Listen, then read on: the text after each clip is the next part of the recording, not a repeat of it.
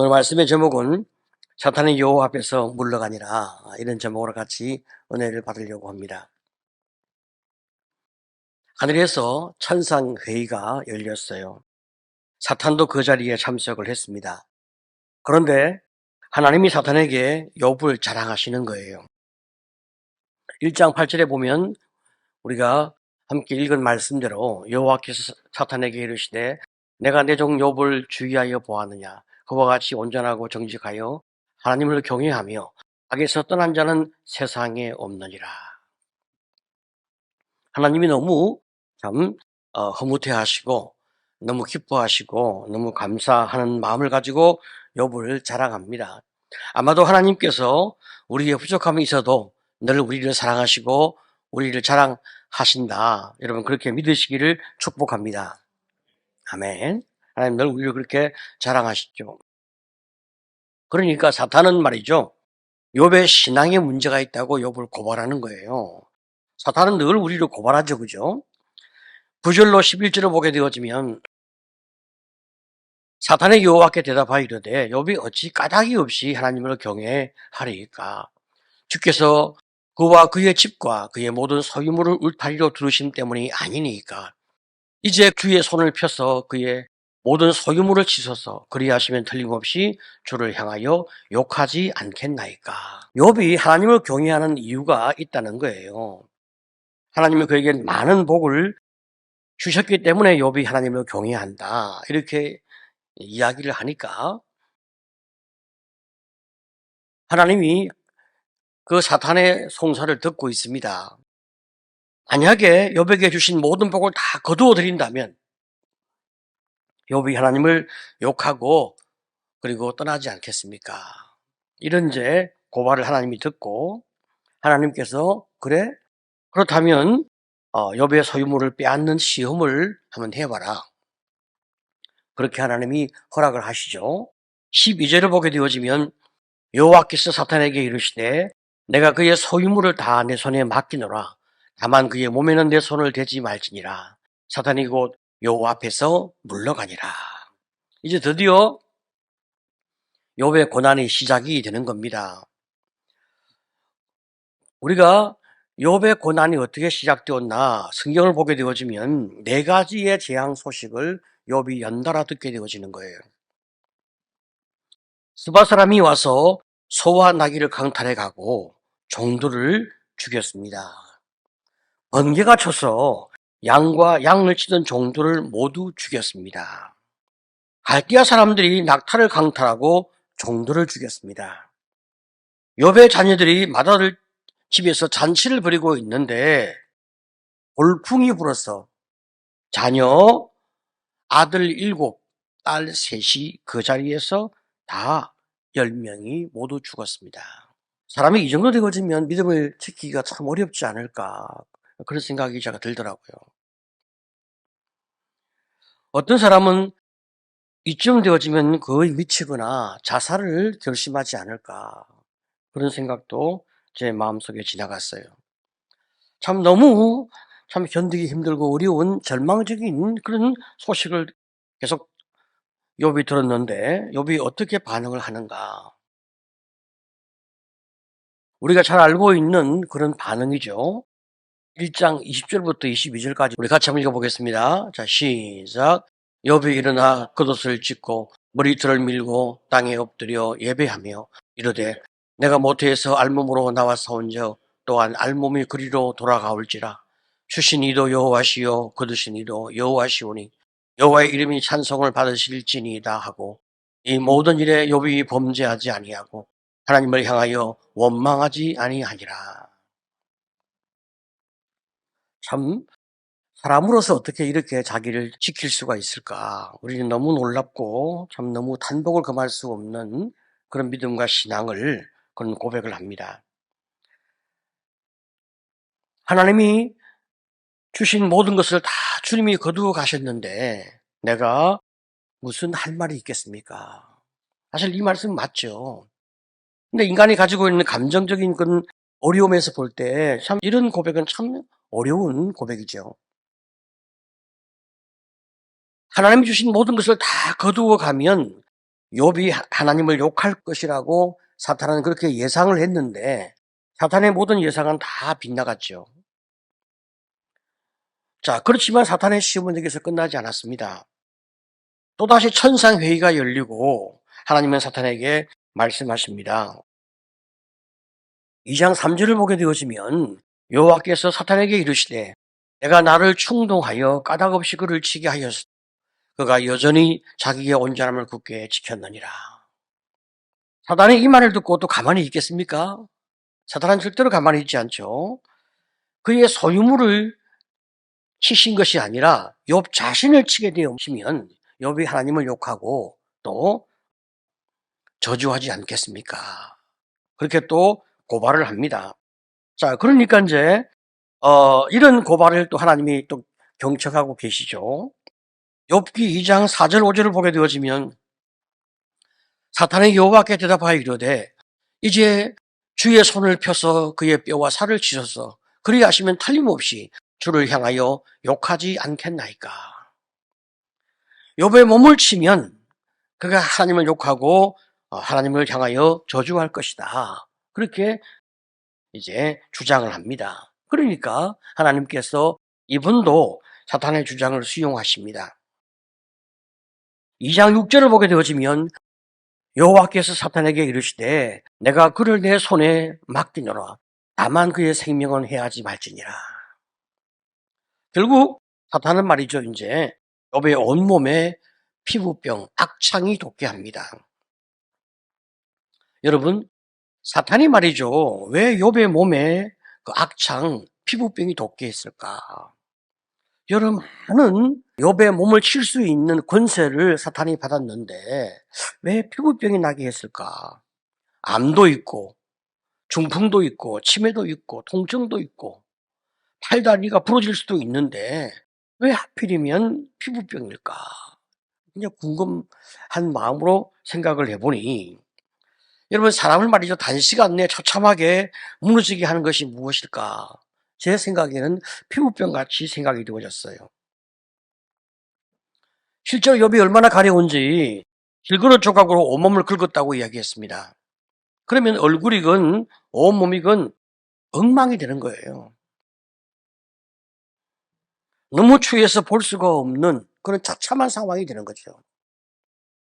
그래서 욥의 인간다움, 그 삶의 존엄이 다 사라집니다. 모든 사람이 욥을 보니까 저 사람은 끝났구나 이렇게 느끼게 되죠. 욥 자신도 자기 삶이 다 무너져 내리는 그런 고통을 겪게 되어집니다. 이 모습을 본 욥의 아내는 욥에게 무시무시한 비난을 퍼붓게 되죠. 2장 9절을 보면 말이죠. 그의 아내가 그에게 이르되 당신이 그래도 자기의 온전함을 굳게 지키느냐 하나님을 욕하고 죽어라 이렇게 이제 외칩니다. 사실 이 말만 생각해 보게 되면 우리가 어떻게 아내가 남편에게 이런 말을 할 수 있을까 이런 생각을 우리는 이제 하게 되고 또 그의 잔인한 말과 독한 그 저주가 담겨 있는 그의 한 맺힌 말들을 우리는 충격적으로 받게 됩니다.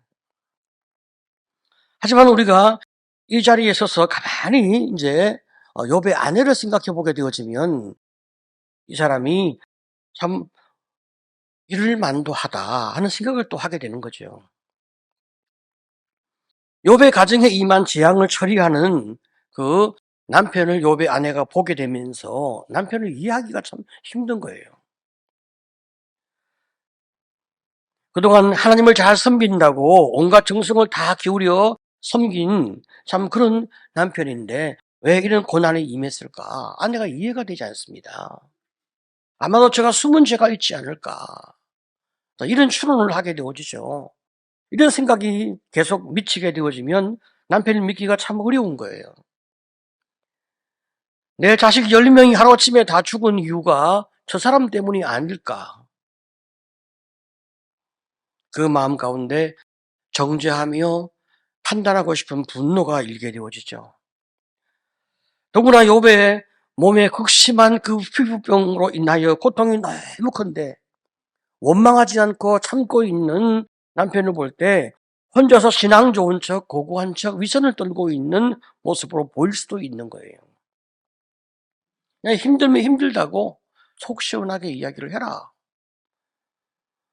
모든 걸 다 뺏어갔는데, 자식까지 다 죽었는데, 뭐 그렇게 자신을 그렇게 지키냐. 하나님을 욕하고 죽는 게 낫지 않냐. 이렇게 말을 하게 되죠. 사실 말이죠. 욥의 아내는 모든 재산이 없어지는 고통이나 그리고 그 재산을 지키는 종들이 다 그 자리에 즉사하는 고통도 참 견디기 힘들지만 이 아내에게 제일 절망적이고 가장 큰 충격은 그 자식 10명이 한꺼번에 다 죽은 거거든요. 여러분, 자식을 잃은 엄마는 이성을 상실할 정도로 심각한 공황장애에 빠지게 됩니다. 그러니까 미친 듯 절규하게 되는 거예요. 사는 게 아니에요. 특별히 말이죠. 여성들은 부부관계의 어려움은 웬만큼 참고 살 수 있지만 자식에게 심각한 문제가 생기면 그 감정적인 고통과 충격이 남편에게 전가되어서 부부관계가 하게 되는 어려움을 우리는 너무나 많이 보게 됩니다. 저도 처음에는 참 그게 이해가 되지 않아서 여성들은 왜 이럴까 하고 여성 심리를 계속 공부해 보니까 잘 사는 부부도 자식에게 어떤 문제가 생기면 부부관계가 파탄나는 그런 어려움이 발생하더라고요.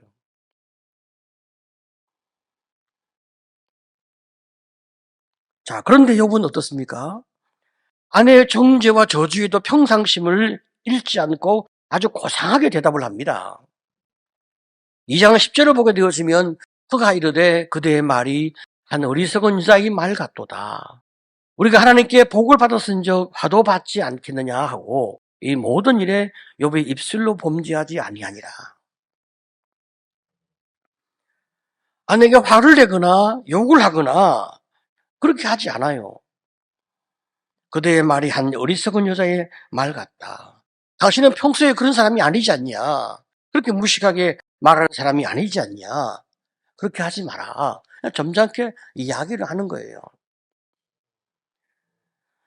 우리가 주님께 복도 받았으니까 화도 받을 수 있지 않냐. 이렇게 이제 객관적으로 아내를 달래고 있는 거예요. 이때도 사실 욥의 아내는 그 남편에게 위로를 받지 못하고 공감받지 못하죠. 욥이 그 아내의 마음을 품는, 아내의 마음을 돌볼 수 있는 그런 마음의 여유를 전혀 보이지 못합니다. 왜냐하면 자기 자신을 지키는 것도 너무 힘드니까 아내가 어떤 처지에 어떤 환경에 어떤 어려움을 갖고 있는지 전혀 헤아리지 못하죠. 그렇지만 욥은 하나님께 범죄하지 않는 자기를 지키는 그 믿음과 신앙을 고백하게 됩니다. 이제 극단적인 사탄의 시험은 모두 실패로 다 끝났습니다. 이 사탄의 목적은 말이죠. 하나님과 인간 사이를 떼어놓아서 인간을 파괴시키는 것이 사탄의 목적이거든요. 그래서 사탄은 욥의 신앙을 의심하고 그를 흔들어 넘어뜨리려고 하고 있는 것입니다. 결국 사탄의 시험은 실패로 돌아가고 맙니다. 하지만 이 과정에서 욥의 고생은 얼마나 심각했고 그 아내의 절망은 얼마나 컸겠습니까? 하나님의 선하심과 그 하나님의 진실하심을 믿지 못하는 사람이라고 하면 하나님과 사탄의 이 시시한 내기에 욥이 이용을 당했다 혹은 희생을 당했다 그렇게 생각을 할 수가 있습니다. 또 하나님이 선한 분이라고 그렇게 생각을 하고 있는데 하나님이 신앙생활을 잘하고 있는 욥을 왜 보호하지 않고 사탄의 말에 휘둘려 이렇게 무서운 시험을 허락하는가? 하나님이 왜 이러시는가? 하나님에 대하여 혼란이 일어날 수 있어요. 한 번이면 됐지 두 번씩이나 극심한 고난 가운데 욥을 허락하는 것은 도대체 얼마나 잔인한가? 이렇게 하나님을 판단할 수도 있어요.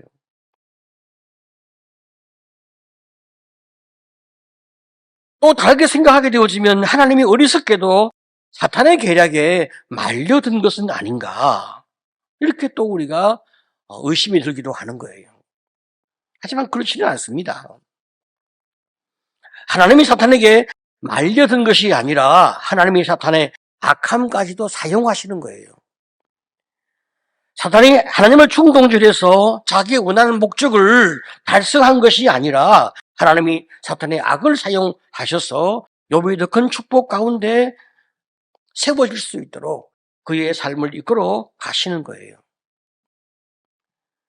그래서 이제 욥기 2장 이후에는 말이죠, 자기 역할을 당한 사탄은 사라지게 됩니다.